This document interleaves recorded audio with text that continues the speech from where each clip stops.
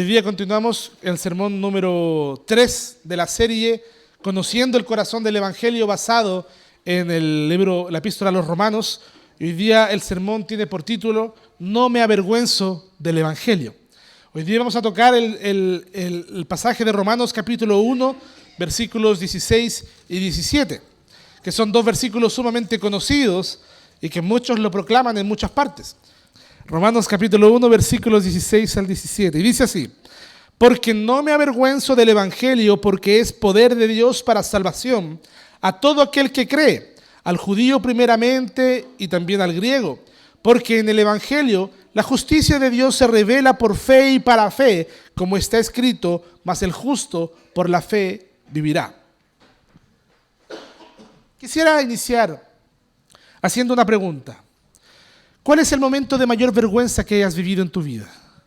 ¿Cuál es el momento de mayor vergüenza que hayas pasado? Todos nosotros hemos pasado vergüenza. Los seres humanos nos caracterizamos por tener cada cierto tiempo ese sentimiento de vergüenza frente a situaciones que son bochornosas. Pero piensa en ese instante donde deseaste que la tierra te tragara, donde desearon que la tierra los tragara, donde sintieron el rostro arder, ¿verdad?, rojo, y el impulso inmediato de esconderse. Hermanos, la vergüenza es una de las emociones más primitivas y dolorosas del ser humano. Lo que vemos al principio, cuando uno lee el Génesis y sus primeros capítulos, una de las primeras cosas con las que se encuentra es cuando el hombre y la mujer pecan, lo primero que hacen es esconderse de vergüenza, ¿verdad? Esconderse de vergüenza. Tuvimos miedo, dicen. Pero más allá del descuido público, más allá de algo bochornoso a nivel público, hay una vergüenza mucho más profunda que todos los seres humanos compartimos. Vengamos o no vengamos a la iglesia, seamos o no seamos creyentes, todos los seres humanos cargamos una vergüenza. Es la vergüenza interna de saber que si nuestras vidas se proyectaran en una pantalla gigante, con cada pensamiento oculto, con cada fracaso moral, con cada verdad secreto que tenemos, no podríamos mirarle a los ojos a nadie. Lo único que podríamos hacer es estar escondidos. Es la vergüenza de saber que somos imperfectos ante las personas que amamos y sobre todo ante un Dios que es santo y que es justo. Por lo tanto, la pregunta que la humanidad lleva por siglos intentando responder es: ¿cómo quito la vergüenza de mi culpa? ¿Cómo quito la vergüenza de mi culpa? ¿Verdad? ¿Cómo podemos presentarnos sin vergüenza delante de Dios o delante de los demás? Hermanos, para tapar esa vergüenza nos hemos convertido en expertos constructores de escaleras de aceptación. Por ejemplo, está el religioso, está la persona religiosa que trata de subir la escalera a través de rituales, de oraciones, a través de ritos, y la persona piensa que mientras más va a la iglesia, o la persona piensa que mientras más Ave Marías reza, más recibe esa... espera un poquito ahí, bebé. El religioso piensa que mientras más actividades religiosas hace, ¿verdad?, esa vergüenza más se cubre. Esa vergüenza no existe. Igual está el moralista, la persona que no va a la iglesia, la persona que no tiene ninguna religión, ¿verdad?, pero piensa que por ser buena persona, ¿verdad?, el hecho de esforzarse por ser buena persona, esa vergüenza se va. Está el hombre moderno, el hombre laico, el hombre actual, ese hombre que busca la escalera del éxito, que no le importa, ¿verdad?, el tema de la vergüenza, la cubre con su éxito, ¿verdad? La terapia, la aprobación social. Oh, tú ganas mucho dinero, qué bien. Oh, tú tienes un negocio propio, qué bien. Oh, tú tienes una casa propia, qué bien. Oh, tú cambiaste el auto, el último auto, qué bien, ¿verdad? Buscando desesperadamente que alguien le diga: oh, tú eres suficiente, no tienes nada de qué avergonzarte. Ese es otro tipo de hombre. Oh, tú sacaste una carrera profesional, qué bien, eres suficiente. No, pero ¿sabes qué? Todas nuestras escaleras quedan cortas. Todas las escaleras humanas quedan cortas, hermanos amados. Así lo vivió Martín Lutero, un monje del siglo XVI, quien subía de rodillas las escaleras de piedra a Roma, así tal cual como muchas personas en la época de Lo Vázquez, ¿verdad?, la celebración de Lo Vázquez, se van de rodillas, ¿verdad?, peregrinando, pensando que eso quitará la culpa, quitará la vergüenza. Hermanos amados, Martín Lutero subía de rodillas, desgastando su cuerpo para calmar su conciencia, descubriendo su frustración, que sus esfuerzos no alcanzaban, ¿verdad?, a Dios, hasta que entendió la verdad más profunda y gloriosa del Evangelio, justamente en este pasaje. Cuando el hombre cae agotado en su último escalón y dice realmente soy incapaz, la realidad es que Dios baja la escalera por nosotros. Él baja la escalera por nosotros. Ese es el mensaje que impulsó la Reforma Protestante y que hoy tiene el poder de transformar tu vida, de transformar mi vida, de transformar nuestras familias, nuestra realidad. El apóstol Pablo le escribe a la iglesia en Roma que está expuesta al orgullo de un imperio. ¿Hubo alguna vez un imperio más glorioso que el imperio romano? Libros, ¿verdad? Libros enteros se escriben acerca de la gloria de Roma. Películas enteras se escriben, ¿verdad? Se realizan para hablar sobre ese imperio. Pero también la iglesia de Roma estuvo expuesta a las tensiones de la culpa humana. Y el apóstol Pablo no les ofreció una religión o una filosofía, les ofreció a Cristo mismo. Les dijo, hay una forma, ¿verdad?, de que esa culpa y esa vergüenza se esconda. Fíjese lo que dice el versículo 16, la parte A dice, porque no me avergüenzo del Evangelio. El apóstol Pablo tiene una actitud hacia el Evangelio. Yo quiero preguntar inmediatamente, ¿cuál es tu actitud hacia el Evangelio? Cuando te preguntan, ¿tú eres cristiano? ¿Eres evangélico? ¿Eres evangélica? No, o sea, sí, no sé. ¿Cuál es tu actitud? Hermanos, hoy las cruces se venden masivamente. Hoy la cruz es un adorno muy bello que se usa en el cuello, yo tengo un par por ahí. Pero en el siglo I, no avergonzarse del Evangelio era una declaración radical. La cruz era símbolo de vergüenza. La cruz era símbolo de desprecio.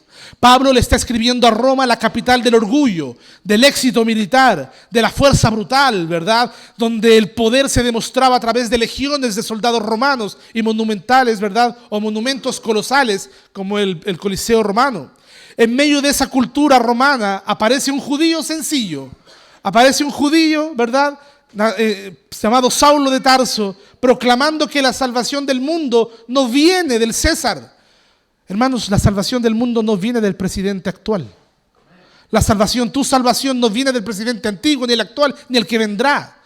Porque los hombres pasan, porque el César pasa. El imperio romano, que jamás alguien pensó que podría haber sido destruido, fue destruido y cayó. Hermanos, Pablo decía, señores, la salvación no viene del César, sino de un carpintero judío que murió desnudo y crucificado en una provincia olvidada. ¿Se da cuenta esa realidad? ¿Se da cuenta ese contraste gigantesco? Para el ciudadano romano esto era el colmo de la debilidad. Hermanos, los ciudadanos romanos les encantaba ver a los gladiadores peleando, ¿verdad? ¿Y qué es lo que se buscaba en un gladiador? ¿Cómo eran los gladiadores? Mostraban la fuerza bruta, ¿verdad? Llenos de músculos, llenos de habilidad, llenos de brutalidad en sus ojos sanguinarios. Eso era la fuerza, eso era el poder que representaba, esa era la fuerza y el poder que amaban los romanos. Pero el apóstol Pablo les dice, no señores, el verdadero poder, la verdadera fuerza viene de un judío que murió desnudo, colgado en una cruz. Eso es ridículo. Pablo tiene todas las de perder, es una completa locura. Humanamente hablando, Pablo tiene todas las de perder ante el ridículo y desprecio social. Y sin embargo se planta con firmeza y dice, ese evangelio que yo predico, de ese judío colgado en un madero, es algo de lo que yo no me avergüenzo. ¿Se da cuenta? Hermanos, esta actitud del apóstol Pablo se debe a una voluntad que fue forjada con hierro en el dolor. Porque el apóstol Pablo está escribiendo a los romanos desde Corinto. Y la espalda de Pablo, ya cargaba con las cicatrices de latigazos. El apóstol Pablo había sido latigado varias veces. Su cuerpo había sentido el impacto de las piedras ahí en Listra, en Derbe, en la región de Galacia. Y conocía los calabozos oscuros y habría sobrevivido a 3 naufragios. O sea, el apóstol Pablo era un hombre absolutamente sufrido y sabía bien de lo que hablaba. A un hombre como Pablo, que lo arriesgó todo por este mensaje, nadie puede acusarle de hablar a la ligera. Usted sabe que uno de los argumentos más férreos que existen para hablar acerca de la muerte y resurrección de Cristo es el testimonio de los apóstoles. Yo le voy a hacer una pregunta. ¿Quién estaría dispuesto a morir, a ser maltratado, latigado por una mentira? Hermanos, los apóstoles sufrieron, estuvieron dispuestos a llegar hasta la muerte porque estaban convencidos que aquel que habían visto era el Cristo resucitado, y por eso no se avergonzaban de esa realidad. Él sabía que la cruz era la respuesta definitiva de Dios para el hombre, para toda la humanidad. Por lo tanto, hermanos amados, el apóstol Pablo habla con convicción cuando dice: no me avergüenzo del evangelio. Ahora, aunque hoy día nadie nos vaya a encarcelar por nuestra fe, ¿verdad? La vergüenza ha tomado otras formas más sutiles hoy día en el siglo XXI. Por ejemplo, aquel que es estudiante. Es el estudiante que se calla en la universidad cuando vienen los compañeros con sus burlas, ¿verdad? Y se calla para poder encajar. ¿Por qué? Porque ser cristiano es ridículo según el secularismo. O aquel profesional, aquel que es contador, que es abogado, aquí, ¿verdad? Aquel que es profesor, no sé, aquel que es un profesional que esconde sus principios bíblicos en el trabajo por temor a ser etiquetado como intolerante. Y se esconde. O también está la tentación constante de diluir nuestra fe en las redes sociales o ante la familia para no perder la aprobación de la cultura. Es que si yo digo que soy cristiano de manera muy fuerte, capaz que ya no me acepte. El niño que me gusta, la niña que me gusta, el amigo, la amiga, no sé. Hermanos, así se disfraza, vivía sutilmente la vergüenza. El filósofo Blaise Pascal dijo alguna vez que solamente hay dos clases de personas cuerdas: las que sirven a Dios de corazón porque le conocen, y las que le buscan de corazón porque no le conocen. ¿Saben cuál es el verdadero peligro? El peligro es quedarnos en el medio, conocer la verdad, pero esconderla por miedo al que dirán. Conocer la verdad y esconderla por miedo al que dirán los demás. Hermanos, si el evangelio fuera una simple filosofía humana, si el evangelio fuese una simple filosofía humana, tendríamos razones para sonrojarnos, para escondernos, para avergonzarnos. Pero cuando entendemos su valor, el valor del evangelio, la vergüenza se disipa. Porque si Dios no se avergonzó de ser colgado en una cruz por amor a nosotros, ¿cómo habríamos de avergonzarnos nosotros en su nombre ante el mundo? Además, la razón por la que no se avergüenza el apóstol Pablo es por la misma naturaleza del evangelio. En la parte B dice: porque es poder de Dios. No me avergüenzo del evangelio porque es poder de Dios. La respuesta es rápida. ¿Por qué no se avergüenza? Inmediatamente dice: porque es poder de Dios. En el griego original, la palabra para poder es la palabra dunamis, ¿ya? La raíz de nuestros vocablos, dinamita o dínamo, ¿verdad? Que tiene que ver con poder, con fuerza. El evangelio, por lo tanto, no es solamente un consejo. Lo que yo estoy haciendo aquí no es darte un consejo. Tampoco es una sugerencia ética o una filosofía para hacerte más inteligente. Lo que estoy haciendo aquí es predicar el evangelio, y el evangelio es poder de Dios, es la energía omnipotente de Dios actuando en el corazón de los que la oyen. Hermanos, a lo largo de la historia, los gobiernos han diseñado leyes, programas sociales, cárceles, todo para poder reformar la conducta y que los seres humanos no se maten entre sí, ¿verdad?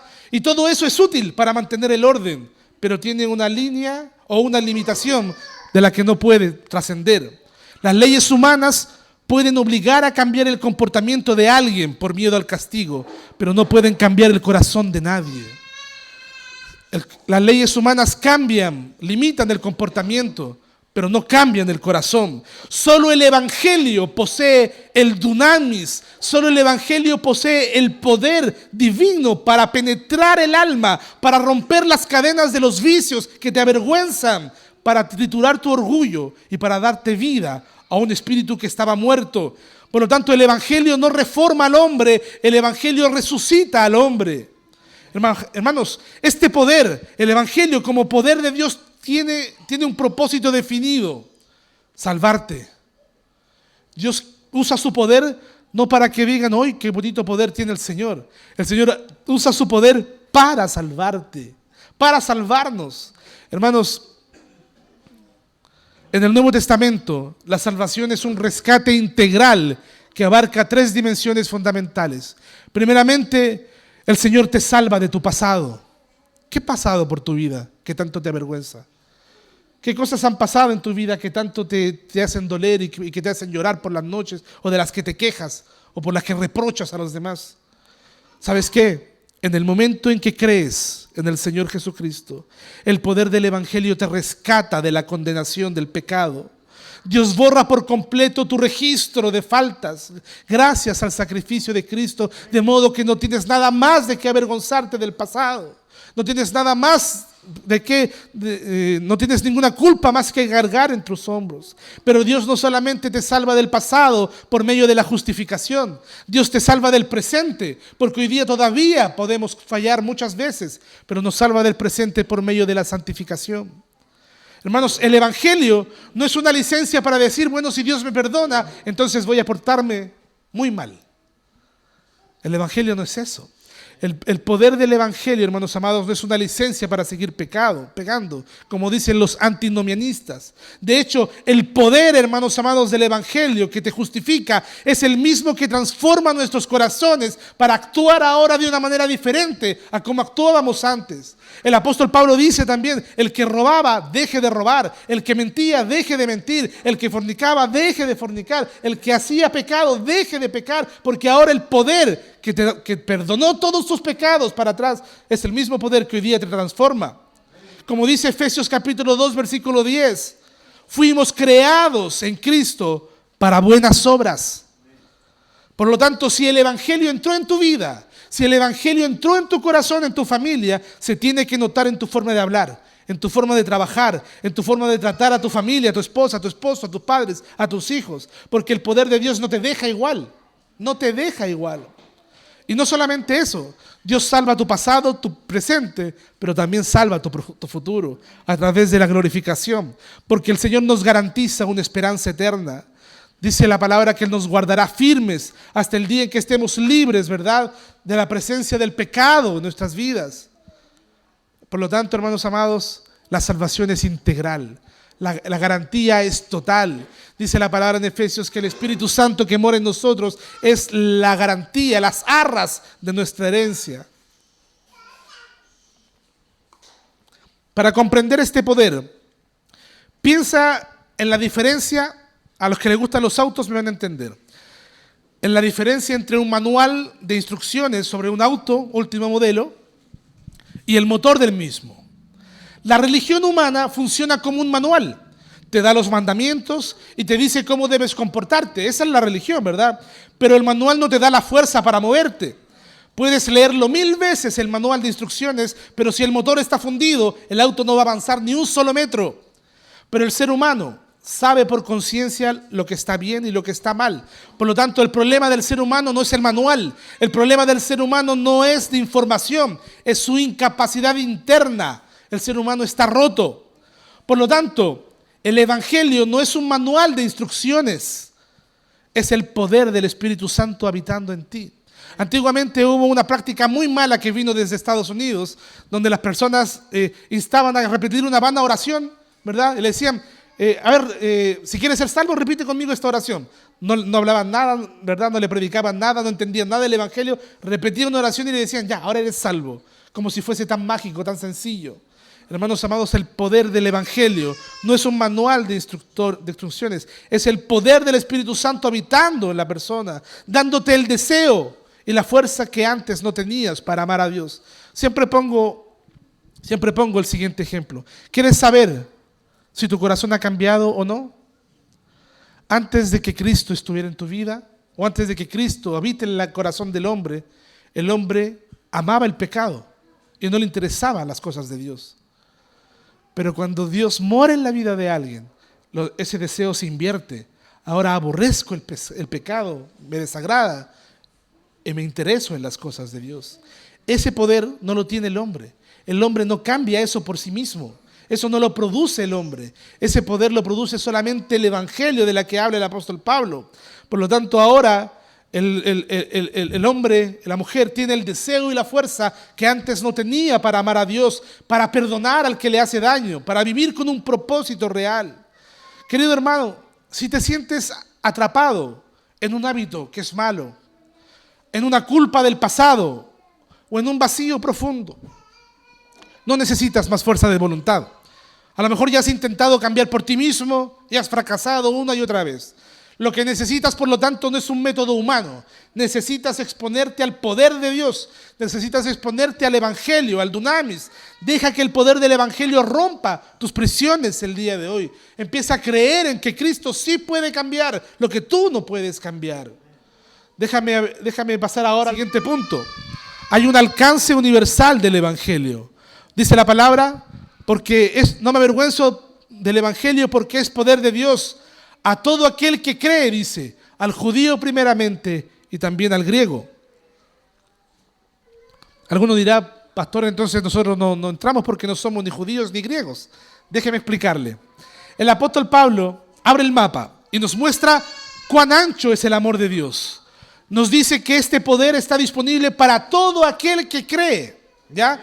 Para entender el impacto debemos mirar el trasfondo de la iglesia que está en Roma.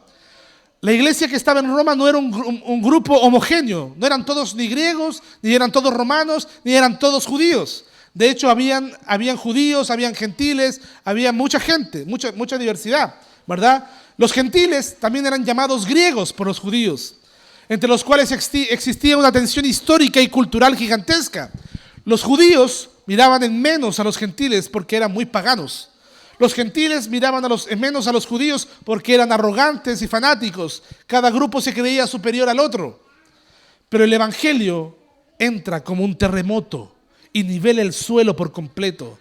Pablo usa la expresión al judío primeramente porque fue por ellos por donde empezó la predicación y el pacto, ¿verdad?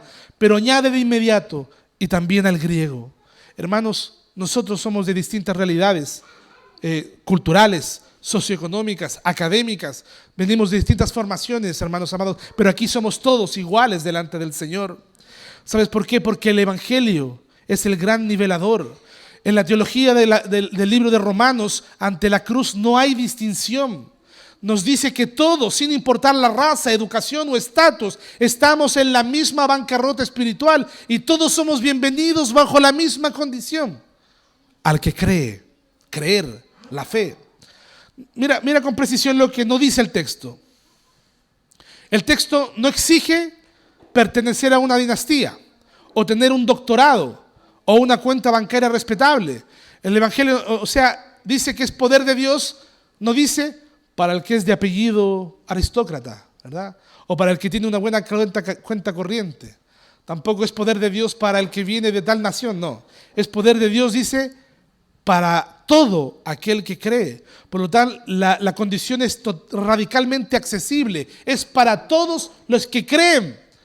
Esto significa que el Evangelio es inclusivo en su oferta. La oferta es para todos los que creen, pero es exclusivo en su método. Hay una sola forma: cree, cree, cree. Cualquiera puede venir, pero debe entrar por la misma puerta, y esa puerta es la fe, que implica rendirse ante el Señor, dejar de confiar en sí mismo y depender únicamente en la obra de Jesús en la cruz del Calvario.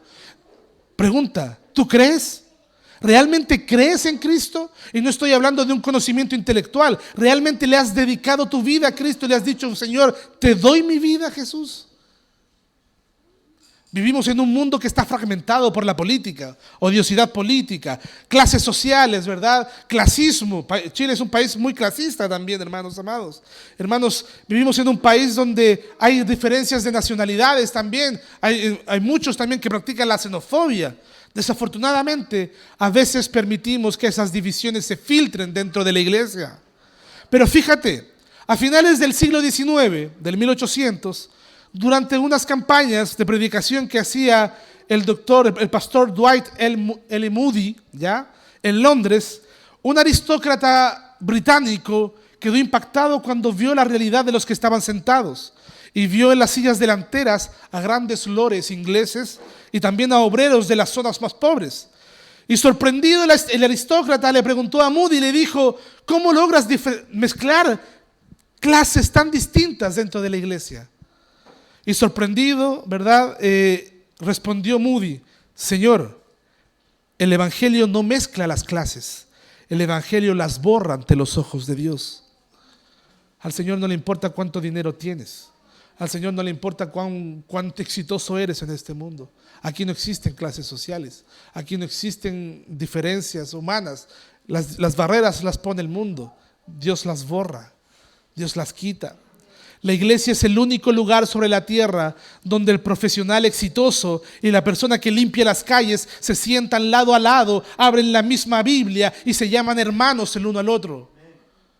Eso lo hace el evangelio. Si el mensaje que predicamos no tiene el poder de unirnos encima de nuestras diferencias, no estamos predicando el evangelio de Romanos. Queridos hermanos, querido amigo, amiga, tú que me acompañas, nos acompañas hoy y piensas que este mensaje es solamente para personas limpias, para personas religiosas, la frase dice: todo aquel, te incluye a ti, porque esto es para todo aquel. No importa qué tan oscuro sea el pasado, ni qué tan rota esté tu vida el día de hoy, el poder de Dios no te discrimina. Si tú crees, hay un lugar para ti en la mesa del Rey. Por último, el versículo 17 dice: porque en el evangelio la justicia de Dios se revela por fe y para fe, como está escrito: el justo por la fe vivirá. Hermanos, el clímax de este pasaje, el corazón teológico de todo el libro de Romanos está aquí. Hermanos amados, llegamos a este pasaje, ¿verdad? Y no solamente el clímax se define en estos dos versículos, sino que nos abre la puerta. Este versículo abre la puerta al gran océano conceptual que vamos a navegar durante todo nuestro estudio de la epístola a los Romanos: la justificación por la fe. Cuando alguien es víctima de algún delito, de algún abuso, generalmente una persona dice: Dios es justo, un día le va a llegar la justicia a ese que me hizo mal, ¿verdad? O mucha gente apela y dice: la justicia de Dios, un día la justicia se va a hacer. Al escuchar la frase la justicia de Dios, la mente humana desprovista de gracia, lo primero que hace es temblar y dice: wow, si un día me toca pagar por mis pecados, me voy de cabeza al infierno, ¿verdad? Pensemos de inmediato en la justicia retributiva. Dios castigando el pecado, aplicando la ley con severidad inflexible. Esa es una realidad, ¿verdad? Dios es Dios justo y Él castiga el pecado y aplica la ley con severidad. Y con toda razón nosotros no podríamos hacer otra cosa sino temblar, porque si Dios midiera nuestras vidas con la regla de su santidad, de su justicia, ninguno de nosotros quedaría en pie. Todos nosotros merecemos el castigo eterno. El propio Martín Lutero confesaba que en sus días de ignorancia espiritual llegó a odiar esa frase, la justicia de Dios. La odiaba porque era una mochila gigantesca sobre su espalda que no podía soportar y decir: Señor, si tú eres justo, no tengo nada que hacer. Si tú eres justo, no tengo ninguna opción. Porque si tú eres justo, aún el pequeño pensamiento de mal que tuve contra esa persona, tú la vas a juzgar. Si tú eres justo, aún la pequeña mentira que le dije a mi mamá para poder salir, tú la vas a juzgar. ¿Cuánto más las aberraciones que hemos cometido? Hermanos amados, esa frase, la justicia de Dios, más que una frase consoladora, inicialmente es una frase que nos debiese destruir el alma, que nos debiese atormentar. Porque, hermanos amados, Martín Lutero veía que Dios es un juez implacable que demanda perfección que él jamás podía alcanzar. Tú jamás vas a poder alcanzar, ¿verdad?, esa perfección. Ningún hombre puede alcanzar esa perfección. Pero la maravillosa sorpresa del evangelio, Pablo nos dice que en el mensaje de la cruz se revela una clase de justicia completamente diferente. No es la justicia de Dios que exige que tú fabriques con tus manos temblorosas. Es la justicia que Dios te regala a través de las manos clavadas. Es una justicia que no proviene de tus esfuerzos, sino que viene y se recibe por fe y para fe. Es decir, de principio a fin, por medio de la confianza absoluta en el Señor Jesús. ¿Qué quiero decir con esto?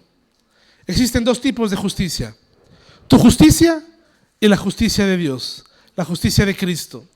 Si te presentas delante de Dios con tu justicia, no tienes ninguna posibilidad. Pero si crees en Jesús, su justicia te reviste. Su justicia, ¿verdad? Te reviste completamente y tienes confianza absoluta.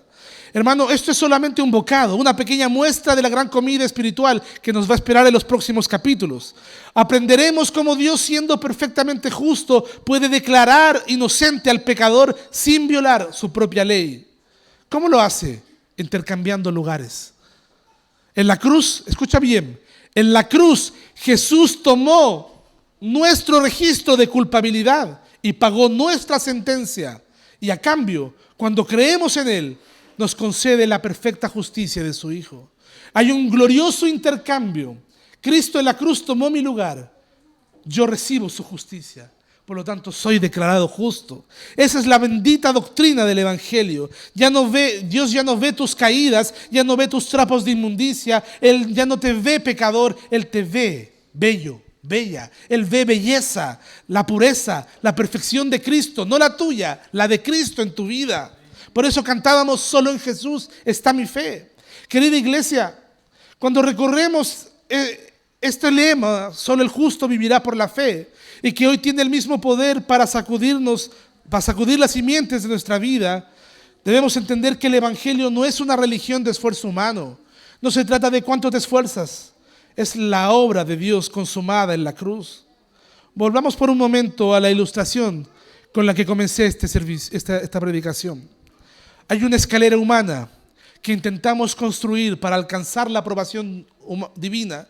Todos los hombres tratan de subir su escalera. Muchos siendo morales, otros con muchas actividades, otros a través del legalismo, mientras más rígido mejor, otros a través de la religión vacía, que te dicen constantemente: sigue subiendo, esfuérzate más, pero nunca es suficiente. Es una voz que agota el alma y carcome la paz porque nunca es suficiente. Pero hoy día la voz del Evangelio te dice algo distinto. Detente, deja de escalar, deja de intentar pagar una deuda que ya fue pagada en la cruz. Cuando la humanidad se encontraba en el último escalón, cuando la humanidad se encontraba rota, ciega y sin fuerzas, Cristo no nos dejó en nuestro desamparo. Él bajó esa escalera para subirla con nosotros. Él caminó entre nosotros. Él vivió la vida perfecta que nosotros no pudimos vivir y murió la muerte que nosotros merecíamos morir. Por lo tanto, como pregunta final, antes de regresar a casa, es la siguiente: ¿qué tanto estás trabajando para Dios? En realidad esa no es la pregunta. La pregunta es: ¿en qué estás confiando realmente para tu salvación? Porque si tu paz depende de lo bien que te portaste esta semana, estás confiando en ti mismo. Pero si tu seguridad depende de cuántas veces vienes a la iglesia o de tus buenas intenciones, sigues confiando en ti mismo. Pero el apóstol Pablo te desafía a otra convicción. Te desafía a bajar las armas de tu orgullo, a reconocer tu necesidad y abrazar la cruz con la fe de un niño. Hermano, la invitación es la siguiente: fija tus ojos en Jesús esta tarde. Él es el motor de nuestra existencia. En Él no hay lugar para la vergüenza, porque su amor echó fuera todo el temor. En Él no hay lugar para división, porque en su mesa todos somos uno. Y en Él no hay lugar para la culpa, porque su justicia nos ha hecho verdaderamente libres. Termino diciendo lo siguiente: te invito a que vivamos cada día nuestra vida bajo la gloriosa premisa: el justo por la fe vivirá, no por nuestras obras, no por nuestras fuerzas, sino por su mirada puesta firmemente en el autor y consumador de la fe, nuestro Señor Jesucristo. Y así podremos decir: no me avergüenzo del Evangelio, porque es poder de Dios. Amén. Pongámonos de pie, oremos al Señor y preparémonos para tomar la cena del Señor en esta hora.